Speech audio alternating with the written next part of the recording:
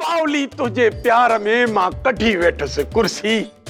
इंदी मुझी सोनी पावली हणी चपड़न के सुर्खी कंदी प्यार मवाली सा मवाली दी दो मुर्की भरे प्यार जी सुर्खी प्यार पंजे हथड़न सा मैं नसीब हूँ किसी और का मुझे मांगता कोई और है जो छीन के ले गया मुझसे वो मानू नहीं बड़ा ढोर है मैं नसीहा मैं कहाँ जाऊं होता नहीं एक तरफ ये गधा मुझे रूह जी रानी मुझे याद पुरानी तू सच में आई है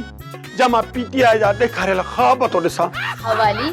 यह हकीकत आहे हाली फिलहाली यो ख्वाब ना मां पाण तो दे हली आई आया तो पोइ बस मेहरबानी करे कुर्ब करे बस तू इते वे मां भजंदो डोड़ंदो जल्दी वञी मौलाना असगर खोसे के वठी अचे उन खो तो निकाह पढ़ाया तरस हवाली एडी तकड़ न कर किते तिरकी न पवे ओ मुझा सोनल साईं मता यूटन वठे अॼुकल्ह ॾिसे थी न हुकुमरान भी यूटन वठी रहिया आहिनि तूं वरी भी हिकु खूबसूरत गुलाब जे गुल जहिड़ी सोणी मुखड़ीअ जहिड़ी सोणी अवाम आई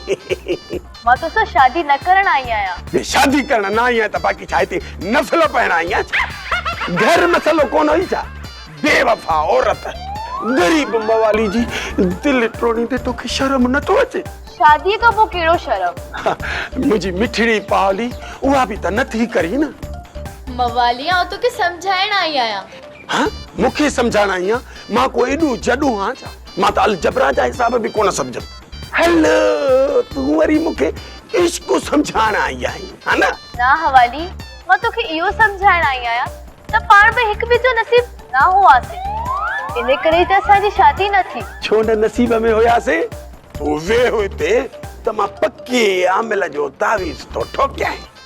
हाँ ओ ॾिस जाए त कीअं था पंहिंजा नसीब ठहनि हवाली अकुल कर मां शादीशुदा आया हाँ त पो मां त ख़त्म शुदा थी वियुसि न मां तोखे मिंथ करण आई आया तो मुझी जान छॾे दे अजायो गैरत जा मामला थींदा ऐं जहिड़ा थी पवंदा रत वहंदा खून थींदा बंदूकूं हलंदियूं कुहाड़ियूं हलंदियूं हाँ ड्रेजार न मुखे ड्रेजार न मां हवाली जरूर आया पर एडो डिगणो भी न आया जेडो तू मुखे डिगणो समझी थी चङो हाणे मां हला थी पर हाँ मुझी सलाह ते गौर जरूर कजा हलड़ी हलो किस्मत हर को मतलब अजवा मतलब पवे त खबर पवे पावली हाणे त तू भी पक्की थी वई आ